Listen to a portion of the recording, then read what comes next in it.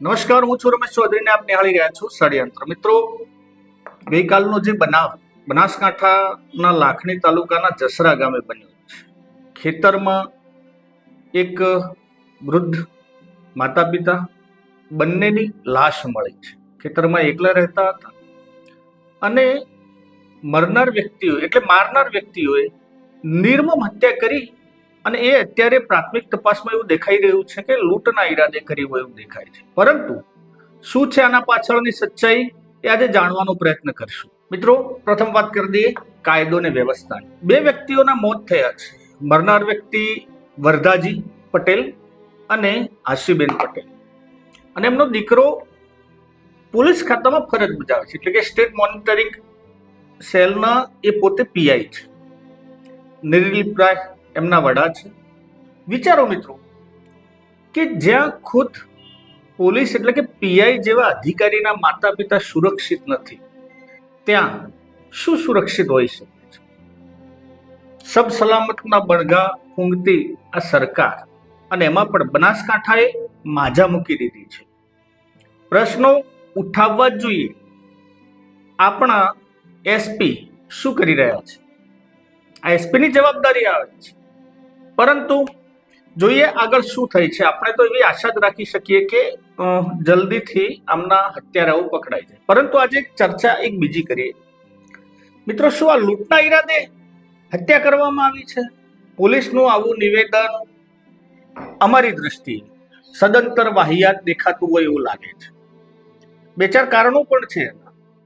માની લો કે પહેલા તો જે વ્યક્તિ ચોરી કરવા આવે અથવા લૂંટ કરવા આવે, ચોરી ને લૂંટનામાં અલગ અલગ બંનેના ગુનાઓ અલગ છે, બંને સજાઓ અલગ છે. એટલે મૂળ જો જે વ્યક્તિ ચોરી કરવા આવ્યો છે એ ક્યારેય કોઈને મારવાના ઈરાદાથી નથી આવતો. અસત્ય છે. એનું કામ જે પૈસા અથવા રોકડ ઉપર દાગીના ઉપર ચોરી કરવાનું છે.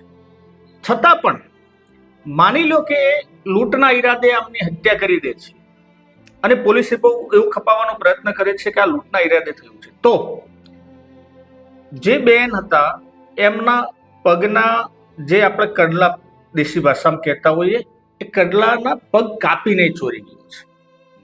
મિત્રો, પહેલા તો ધારદાર એવા હથિયારો એમના જોડે છે કે જે પગ કાપી શકે છે. એવા હથિયારો છે કે જેમને કાનની બુટી લઈ લે છે, ત્યાં ગળામાંથી ડોકિયું લઈ ગયા છે. પરંતુ એ જ ગળામાં બીજા પણ જે દાગીના હતા એની ચોરી નથી થઈ. એ જ કાનમાં ઉપરમાં જે નાની વાળીઓ હતી એની પણ ચોરી નથી થઈ. અને બીજું કે જે આટલા બધા હથિયારોનું પ્રી પ્લાનિંગ આવતું હોય તો પછી જે તિજોરીમાં ફાંફા ફોડા એમને કર્યા છે જે હત્યારા હોય, એ જ તિજોરીમાં બીજા દાગીના પણ પડેલા હતા, ત્યાં એ ચોરી નથી થઈ. ત્યાંથી દાગીના ચોરવામાં નથી આવ્યા. થોડા પ્રયત્નો કરવામાં આવ્યા છે તિજોરી તોડવાના. પરંતુ મિત્રો, જે પગ કાપી શકે એવા હથિયારો છે એ શું સામાન્ય એક નોર્મલ તિજોરી ના તોડી શકે? આ વાત ગળે ઉતરતી નથી. આ વાત ક્યાંક આંતરિક અદાવત જ હોઈ શકે, આવું હું સ્પષ્ટપણે આ પર્સનલી મારું માનવું છે. કદાચ કાલ પરિણામ કોઈ પણ આવે, પરંતુ આવી હત્યાઓ એક પોલીસના જવાબદાર તરીકે પોલીસના અધિકારીના જો મા બાપની સલામતી ગુજરાતમાં નથી રહેતી તો કયા મોઢે આપણે ચર્ચા કરીએ છીએ કે અહીંયા સબ સલામત છે? આ જવાબ એસપી સાહેબને આપવો પડે. કારણ કે છેલ્લા 3 વર્ષમાં દરેકની બદલી થઈ જતી હોય છે. દરેક મોટા અધિકારીની એસપીની બદલીનો કઈ રૂલ નથી, પણ લગભગ 3 વર્ષે બધાને જ કરી નાખતા હોય છે. આપણા સાહેબ ત્યાં સબ સલામત તરીકે બેઠા જ છે. 4.25 વર્ષ થઈ ગયા. એમની બદલી થાવી ન થાવી આપણો વિષય નથી. પરંતુ જ્યારે તમે એક સરહદી વિસ્તાર એટલે સરહદી જિલ્લાની આખા જિલ્લાના વડા હો અને આપના જ અધિકારીના મા બાપ જો આપના ત્યાં સુરક્ષિત નથી, કેવી સુરક્ષા તમે પ્રોવાઈડ કરાવો છો? મિત્રો, એમના જે પીઆઈ દીકરા અજમલભાઈ એ સ્ટેટ મોનિટરિંગમાં ફરજ બજાવે છે પીઆઈ તરીકે. એમને શું થતું હશે અત્યારે? કલ્પના કરો યાર કે પોતે પોતાના જીવના જોખમે જ્યાં સેવા આપી રહ્યા છે, જ્યાં નોકરી કરી રહ્યા છે પોલીસ ખાતામાં, અને એ જ પોલીસ એના પોતાના મા બાપને બચાવી નથી શકી ને હજુ 24 કલાક કરતા વધુ સમય થયો. એના પગેરું એના જોડે હત્યારાઓ જોડે પહોંચતું નથી. મિત્રો, અત્યારથી આપણે જો અનુમાન લગાવતા હોઈએ કે આ થયું છે ને આ થયું છે, તો આ બધી આપણે થોડીક અતિશયોક્તિ છે.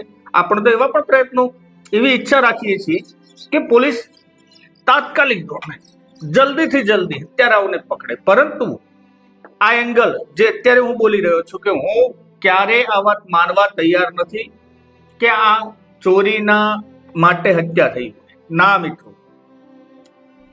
હત્યા કરવા માટે જે ઓજારો વપરાણા હોય, જે પગ કાપી, મિત્રો જો આ વિષય આપણો નથી, પરંતુ એક કોઈકના તમે એના પગ જ્યારે કાપતા હોય, એક હાડકું જ્યારે કપાતું હોય, એટલે નાના હથિયારો છે એના કામ. કુહાડી અથવા ધારિયા જેવા ધારદાર હથિયારો ત્યાં કામ થતું હોય, તો પછી એક આટલું બોક્સ એ ખોલી ના શકે. ગળામાં બીજા દાગીના હતા, કાનમાં પણ બીજી દાગીના હતા, એ નથી લઈ ગયા. એટલે એક સુનિયોજિત એવું કાવતરું દેખાઈ રહ્યું છે કે આ હત્યાને લૂંટમાં પરિવર્તિત કરવાનો પ્રયત્ન કરવામાં આવે છે. મેં ગામના એક આગેવાન મહેશભાઈ દવેનો પણ સંપર્ક કર્યો અને એમના જોડે પણ જાણવાનો પ્રયત્ન કર્યો. જસરા ગામે જે જધન્ય હત્યાકાંડ બન્યો છે, એ હત્યાકાંડમાં વરદાજી મોતીજી ચૌધરી પટેલ અને એમના પત્ની હાંસીબેન વરદાજી ચૌધરી પટેલનું એ અત્યંત ક્રૂરતાપૂર્વક, અત્યંત બર્બરતાપૂર્વક જે મર્ડર કરવામાં આવ્યું છે, એ મર્ડરના આરોપીઓને કોઈ સંજોગોમાં છોડી શકાય નહીં. પ્રાથમિક દૃષ્ટિએ આપણને લૂંટ પણ થઈ છે, ચોરી પણ કરવાનો ઈરાદો છે, આ બધી જ વસ્તુઓ જણાઈ આવે છે, એ વાત બરાબર છે.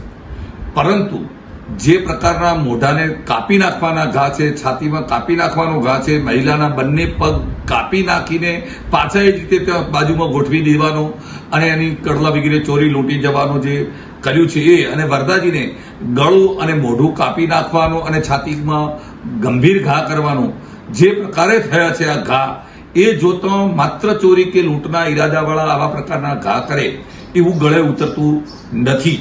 ચોક્કસ તિજોરી વગેરે પણ તૂટી છે ને બધું બરાબર છે, પરંતુ આ પાછળનો ઈરાદો ઘણી જ ગંભીર પ્રકારનો હોઈ શકે.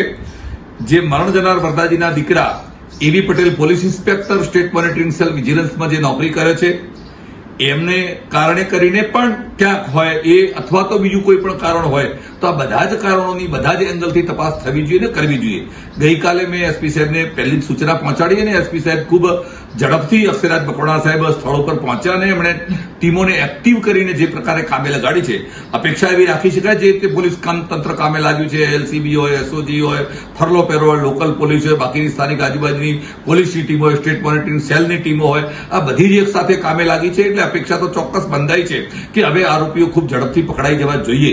પરંતુ એકલ લોકલ જે પરિવારો ગામડાઓમાં રહે છે, એમનામાં જે ભયનો માહોલ છે એને નોર્મલ કરવા માટે પોલીસે ખૂબ વધારે સારી સક્રિયતાથી કામ કરી આરોપીઓ સુધી પહોંચવું અને આરોપીઓને સજા કરાવવા સુધી પહોંચવું એ ખૂબ આવશ્યક અને અનિવાર્ય છે. અને એમને પણ કીધું કે આ હોઈ શકે છે, પરંતુ એ વિષય પોલીસનો છે.